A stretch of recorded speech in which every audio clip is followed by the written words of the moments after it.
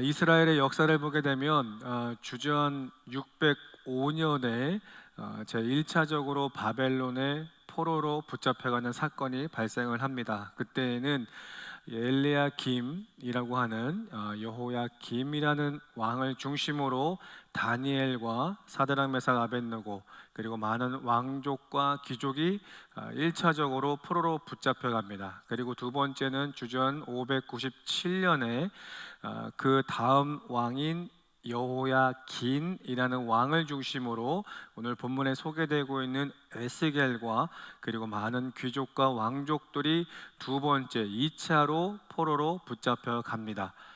그렇게 포로로 붙잡혀 간 후 약 5년의 시간이 지나서 주전 593년에 에스겔이라는 인물이 그의 나이 52살 되었을 때에 하나님의 선지자로서 부름을 받게 됩니다. 그리고 바벨론이라는 지역에서 약 22년이라는 시간을 선지자로서 사명을 감당하게 되죠. 분명히 이 에스겔은 하나님의 사람으로서 하나님의 선지자의 사명을 감당합니다. 그런데 그가 사명을 감당할 장소는 이스라엘의 땅이 아니라 바벨론 땅이라는 겁니다. 바벨론 땅이라는 것은 70년의 포로 생활 가운데 있어 본인의 그 주권도 다 잃은 그런 상황에 있지만, 그럼에도 불구하고 끝내 그는 22년이라는 시간 동안에 하나님의 말씀을 전하는 그런 사역을 끝까지 감당했다라는 겁니다. 그렇다고 한다면 이 에스겔 선지자가 사역할 주된 내용을 보게 되면 오늘 에스겔서 3장부터 24장까지의 말씀을 보게 되면 왜 그들이 바벨론 땅에서 포로 생활을 하게 됐는지에 대해서 설명을 합니다. 그래서 결국은 이스라엘 백성들이 하나님의 사람임에도 불구하고 하나님의 말씀을 듣지 않음으로 인하여, 즉 하나님의 말씀에 불순종함으로 인하여서 그들이 바벨론 땅에 포로 생활할 수밖에 없음에 대해서 포괄적으로 이야기를 하죠.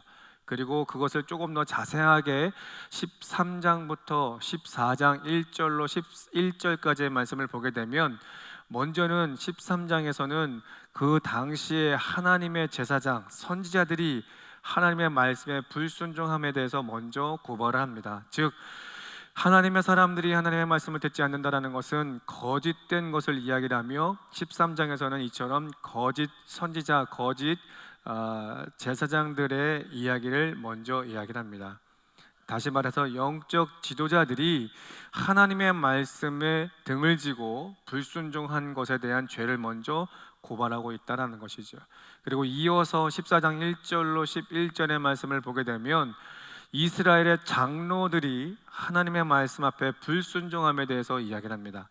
장로라는 것은 많은 사람들 앞에 본이 될 수 있는 위치에 있는 자격을 갖춘 사람들입니다.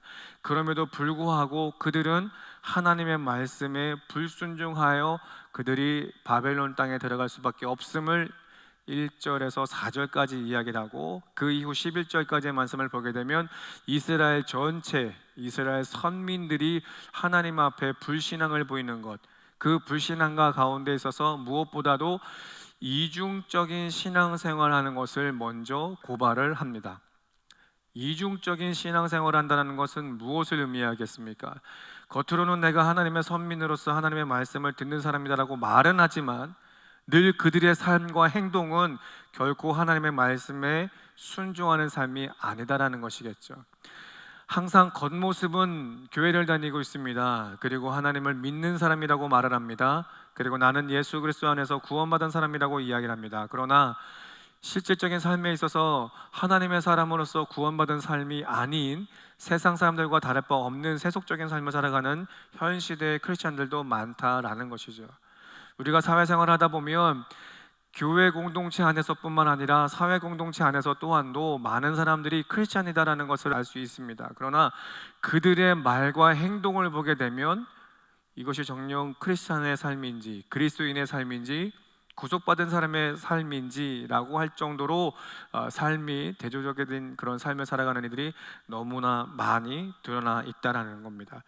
그 가운데 있어서 이제 5절의 말씀을 보게 되면, 14장 5절의 말씀을 보게 되면 그 이스라엘 모든 전역의 모습을 이렇게 한마디로 축약해 말씀합니다. 이는 이스라엘 족속이 다 그 우상으로 말미암아 나를 배반하였으므로 내가 그들이 마음먹은 대로 그들을 잡으려 함이라라고 말씀하시죠. 이스라엘 백성 모두가 선지자들도 그렇고 장로들도 그렇고 모두 어느 누구나 할 것 없이 하나님의 그 말씀에 불순종한다라는 것을 이야기하며 우상을 섬기고 있다라는 것을 이야기합니다. 이 우상을 섬기고 있다라는 건 다른 것 없습니다. 우리가 알고 있는 흔히 이야기하고 있는 대표적인 바알 또 아세라 목사 1월 성신에 대한 눈에 보이는 우상도 우상이지만 이 본문에서 말씀하고 있는 이 우상이라는 것은 하나님의 말씀에 순종치 않음에 또한도 이야기를 하고 있다는 겁니다. 그로 인해서 하나님 앞에 심판을 받을 수밖에 없고 진노를 받을 수밖에 없다라는 것을 5절은 이야기하고 있는 것이죠. 그렇다고 한다면 이들이 이와 같이 하나님의 선민임에도 불구하고 하나님의 말씀에 불순종함으로 인해서 이 땅 가운데 있어서 허락하시는 진노, 하나님의 심판은 무엇일까? 말씀을 보게 되면 13절과 15, 17, 19절에 각각 말씀을 하고 있는데 먼저 13절에는 이렇게 말씀합니다. 인자야 가령 어떤 나라가 불법을 행하여 내게 범죄함으로 내가 손을 그 위에 펴서 그 의지하는 양식을 끊어 기근을 내려 사람과 짐승을 그 나라에서 끊는다 하자라고 말씀하시죠. 첫 번째, 하나님의 말씀을 불순종함으로 인하여서 그들이 끝내 하나님을 등진 것의 결과는 하나님의 심판, 하나님의 진노는 기근이라는 겁니다. 기근이라는 건 환경적인 요소를 이야기하는 것과 동시에 우리 삶에 가장 기본적으로 갖춰야 되는 의식주의 모든 것들을 끊어버리겠다라는 것을 말씀을 하고 있는 것이죠. 두 번째는 15절의 말씀을 보게 되면 이렇게 말씀합니다. 가령 내가 사나운 짐승을 그 땅에 다니게 하여 그 땅을 황폐하게 하여 사람이 그 짐승 때문에 능히 다니지 못하게 한다 하자라고 말씀합니다. 두 번째는 사나운 짐승이라고 이야기를 하나 힘을 이야기하는 것이요 권력을 이야기하는 것이죠. 이 사나운 짐승이라는 것은 우리 손에서 다스릴 수 있는 짐승 그 외의 것들, 인간의 힘으로 할 수 없는 능력을 갖춘 그 주변의 많은 사람들에 대해서 의미를 하고 있습니다. 그래서 하나님의 말씀 앞에 불순종하는 너희들의 모든 삶에 있어서 이처럼 주변의 많은 나라 민족들로 하여금 그들의 힘과 권력으로 하여금 너네들의 그 모든 것들을 무너뜨릴 것에 대해서 두 번째는 말씀하고 있는 것이죠. 세 번째는 17절에 가령 내가 칼이 그 땅에 임하게 하고 명령하기를 가라 그 땅에 돌아다니라 하고 내가 사람과 짐승을 거기에서 끊는다 하자라고 말씀합니다. 전쟁을 이야기하는 것이죠.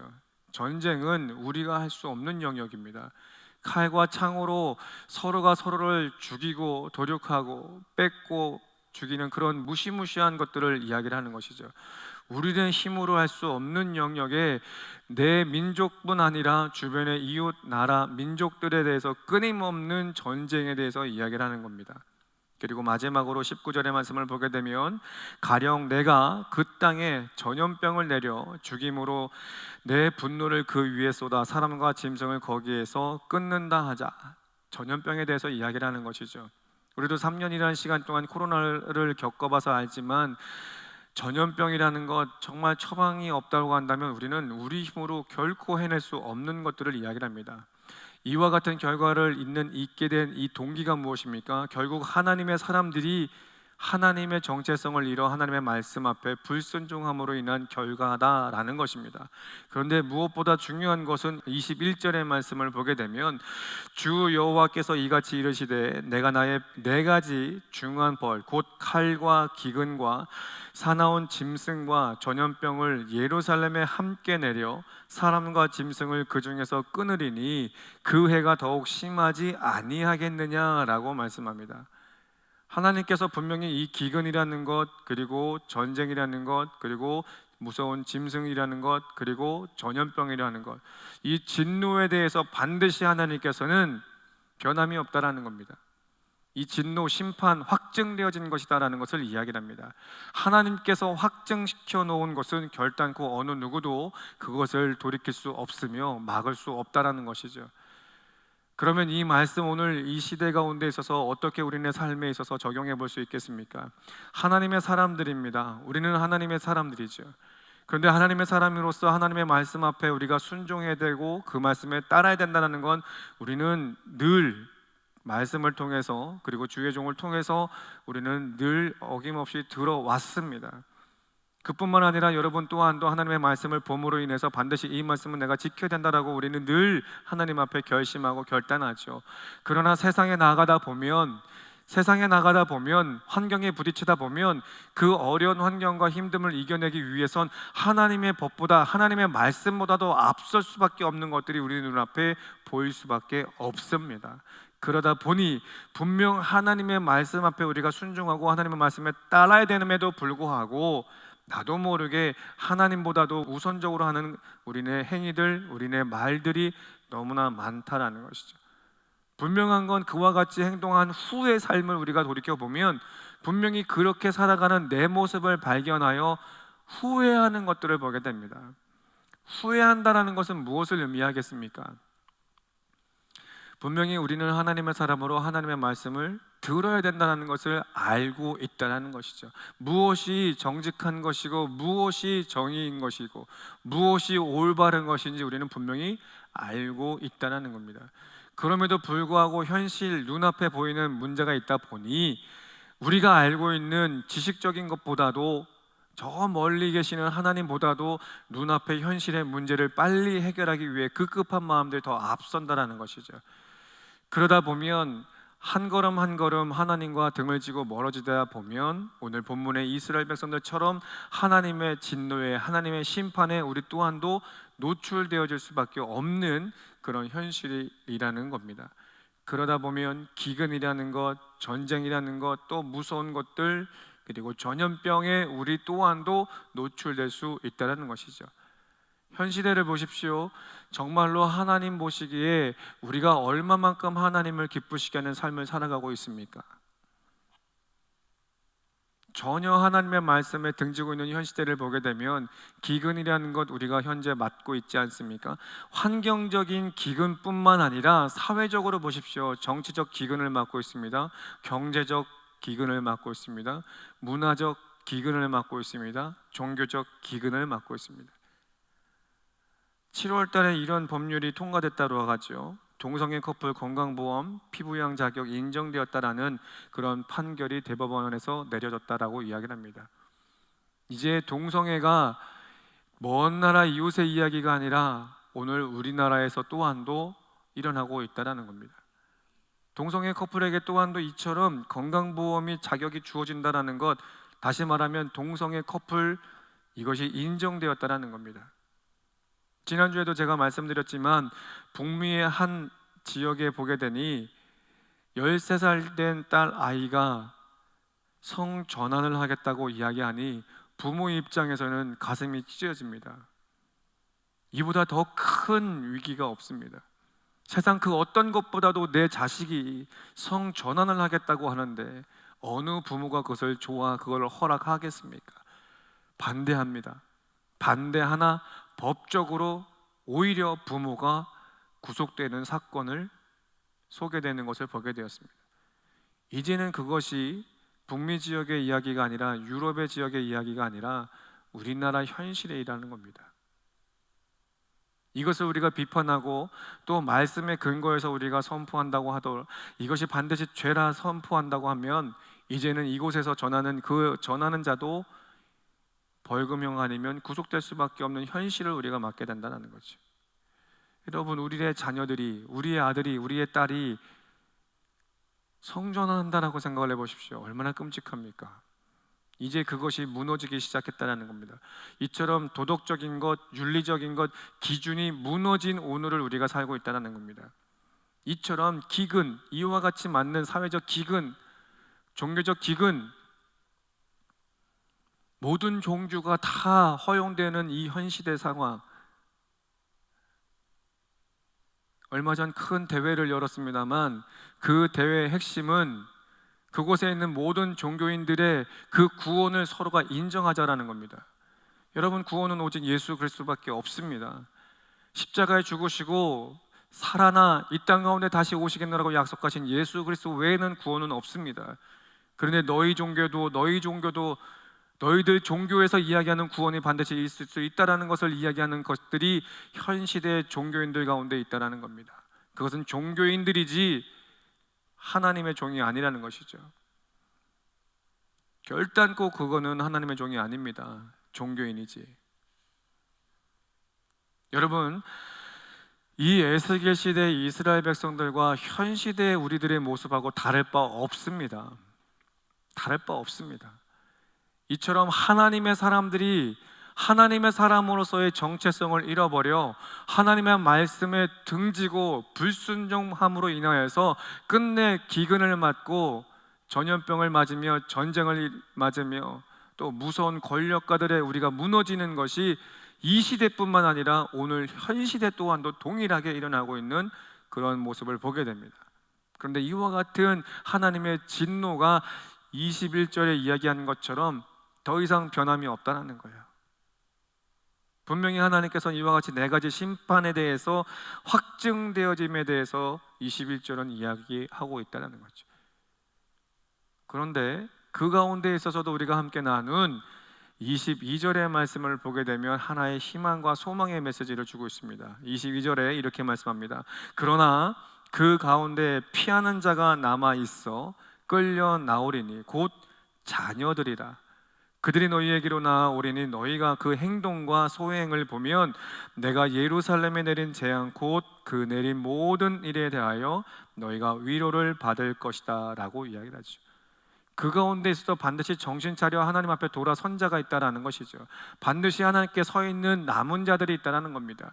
그 남은 자는 분명히 하나님께서 그들을 가리켜 이야기하기를 내 자녀라고 말씀하시며 그 재앙, 그 진노, 그 심판 가운데 있어서도 반드시 너희를 위로, 즉 구원할 것이다라는 것을 약속하고 있다라는 겁니다.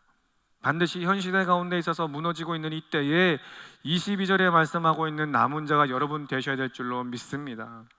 반드시 여러분 모두는 하나님 앞에 남은 자가 되셔야 돼요.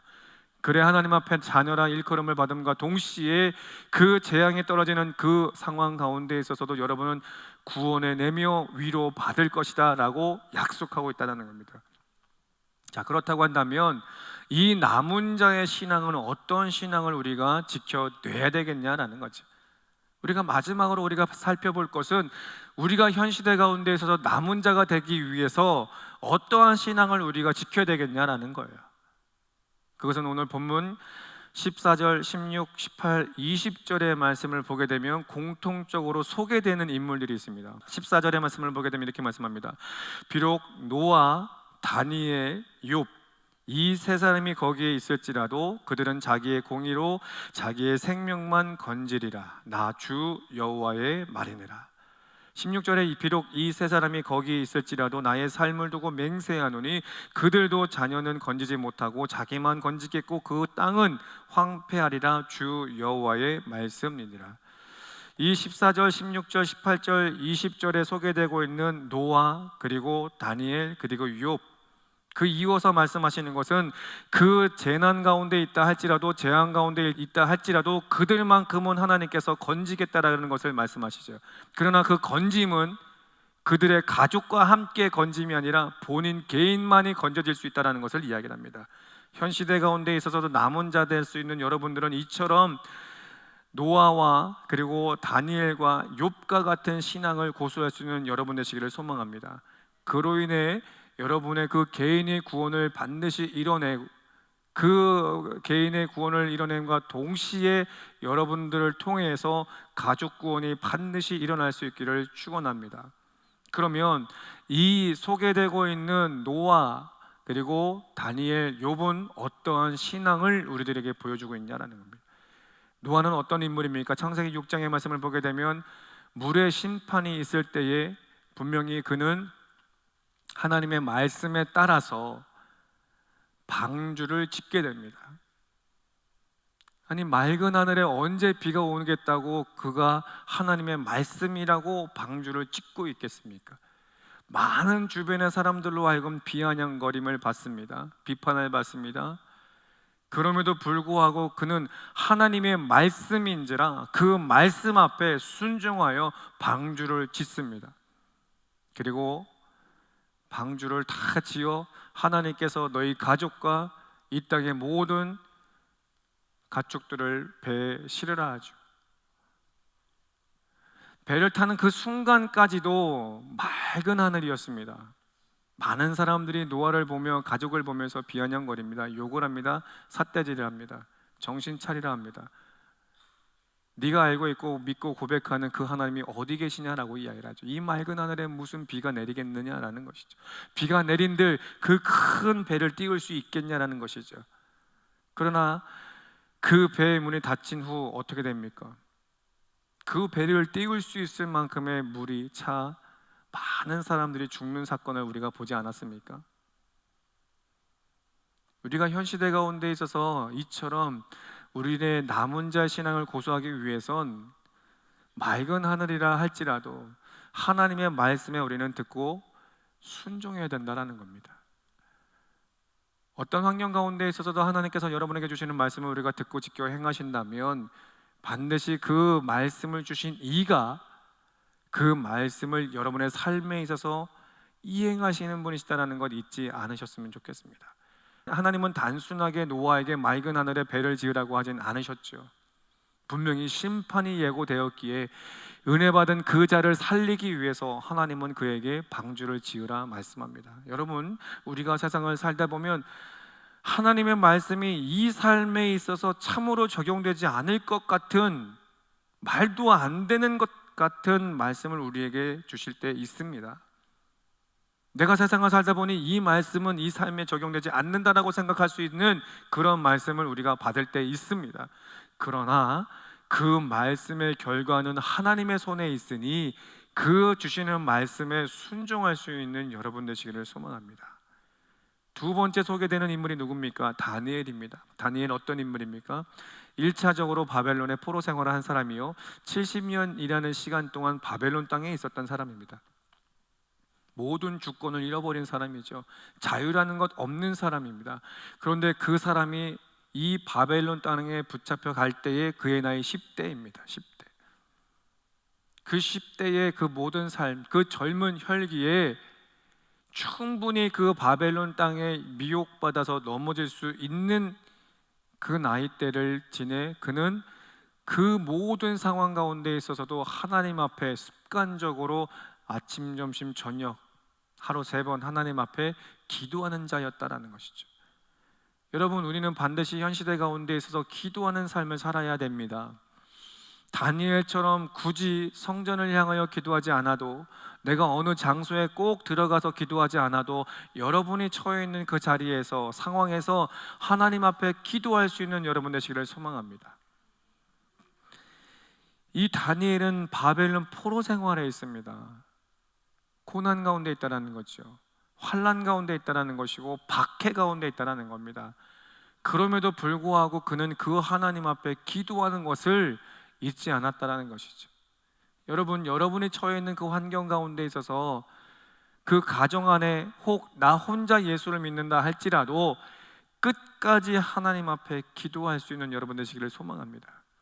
사회생활 할 때에 직장 혹은 사업장 가운데 있어서 불신자들을 있다 할지라도, 그들이 끊임없이 세속적인 것을 우리들에게 권면한다 할지라도 하나님 앞에 기도할 수 있는 여러분 되시기를 간곡히 소망합니다. 마지막으로 소개되고 있는 인물 욥 보십시오. 욥은 당시에 상당한 믿음을 가진 사람이었습니다. 그러나 사단에 의해서 그 모든 것을 잃어버리고 무너지는 것을 보게 됩니다. 인간인지라 하나님 앞에 등지는 그런 신앙을 고백하는 모습도 우리들에게 보여주고 있습니다. 상당히 연약한 존재임을 우리들에게 보여주고 있죠. 그런데 그가 나중에 깨닫는 것은 무엇입니까? 그 모든 것의 주권은 하나님밖에 없음에 대해서 이야기하지 않습니까? 그 하나님의 주권 앞에 돌아섰을 때, 즉 회개하고 돌아섰을 때에 하나님께서 다시금 회복시키시는 것을 욥 통해서 우리들에게 보여주고 있다는 거죠. 사랑하는 성도 여러분, 오늘 이 말씀 정리합니다. 에스겔 시대의 이스라엘 백성들은 하나님의 선민으로서 하나님의 말씀을 듣고 지켜 행하는 삶을 살아야 됩니다. 그래야 됨에도 불구하고 그들은 현실의 문제 앞에 무너지고 하나님 앞에 불순종함으로 인하여 기근과 또 짐승과 또 전쟁과 전염병에 노출되어 하나님의 심판 아래, 진노 아래 있습니다. 그러나 그 가운데 있어서도 남은 자가 있으니 그 남은 자가 어떤 신앙을 가진 사람이라고 이야기를 합니까? 노아처럼 하나님의 말씀에 순종하는 삶, 다니엘처럼 기도하는 삶을 이야기하며 욥처럼 하나님의 주권 앞에 우리가 인정하고 회개하고 돌아서는 것을 오늘 우리들에게 말씀하고 있다는 겁니다. 여러분, 지금 우리가 살고 있는 현 시대 또한도 이스라엘이 살고 있는 시대와 다를 바 없는 문제들이 너무나 많습니다. 세계 정서를 보십시오. 중동의 전쟁 끊이질 않습니다. 러시아의 전쟁 끝나지도 않았습니다. 그로 인해서 세계 정세가 무너지고 있고 경제가 무너지고 있습니다. 우리나라 유일하게 분단 국가 아니겠습니까? 언제 터질지 모르는 현 시대, 얼마나 불안한 상황을 살고 있습니까? 그러나 더 현실적으로 여러분의 살고 있는 이 사회를 보십시오. 사업, 직장 혹은 자녀들의 학업, 많은 것이 무너지고 있지 않습니까? 누구를 믿어야 될지도 모르는 현 시대를 살고 있지 않습니까? 또 문화적으로, 또 종교적으로 보십시오. 법적으로 이렇게 동성애 커플에 대해서 인정되어지는 현 시대를 우리가 살고 있어서 모든 도덕적인 윤리적인 그 기준 가치가 무너진 시대를 우리가 살고 있죠. 그렇다고 한다면 반드시 오늘 이 본문에서 이야기하는 것처럼 하나님의 진노, 하나님의 심판은 우리 가운데 있을 수밖에 없습니다. 기근에, 또 전쟁에, 또 전염병에, 무서운 힘 가진 권력자들에 의해서 무너질 수밖에 없는 하나님의 진노 아래 우리 또한도 놓여 있다라는 겁니다. 그러나 분명히 우리가 기억할 것은 그 가운데 있어서도 하나님의 남은 자가 있다는 걸 꼭 기억하셨으면 좋겠어요. 여러분들이 반드시 그와 같은 시대 가운데 있어서, 현 시대 가운데 있어서도 남은 자가 되셔야 됩니다. 그러면 그 남은 자가 어떤 신앙이라고 이야기합니까? 노아처럼 하나님 말씀에 순종하는 사람, 그리고 다니엘처럼 언제든지 어느 상황 가운데 있어서도 하나님 앞에 기도하는 사람, 그리고 욥처럼 하나님의 주권을 인정하고 회개하고 돌아서는 사람, 이와 같은 삶을 우리가 살아간다면 오늘 우리들 또한도 재난 가운데 있어서, 하나님의 심판과 재앙 가운데 있어서도 우리들 또한도 하나님의 자녀라 부르심을 받을 것이며 현 시대 가운데 있어서 구원과 위로를 받을 수 있다는 것 잊지 않으셨으면 좋겠습니다. 오늘 이 말씀 여러분 굳건히 붙잡고 또 한 주도 승리하는 여러분 되시기를 바라고, 반드시 하나님께서 주시는 그 은혜와 축복을 누릴 수 있는 우리 귀한 화강의 성도 될 수 있기를 축원합니다. 영적 전쟁, 24년 이 영적 전쟁 끝나면 반드시 25년도에는 여러분에게 하나님께서 축복을 주신다라고 약속했습니다. 여러분, 그 축복은 누가 받을까? 목사가 받을까? 옆에 있는 분이 받을까? 아닙니다. 여러분이 받습니다. 끝까지 신앙을 지키는 여러분이 받는 거예요. 목사가 받는 게 아니라 옆에 있는 장로님, 권사님, 집사님이 받는 게 아니라 그 신앙을 지켜낸 여러분, 내가 받는다라는 것 꼭 기억하시길 바라요. 나는 자격이 없습니다. 나는 부족합니다. 아니요, 그렇지 않아요. 여러분들이 오늘 본문에 소개되고 있는 것처럼 그 신앙을 지키는 여러분들이라면 하나님은 여러분을 한 분 한 분에 일컬어 내 자녀라고 말씀합니다. 내 아들이라 말씀하고 내 딸이라 말씀합니다.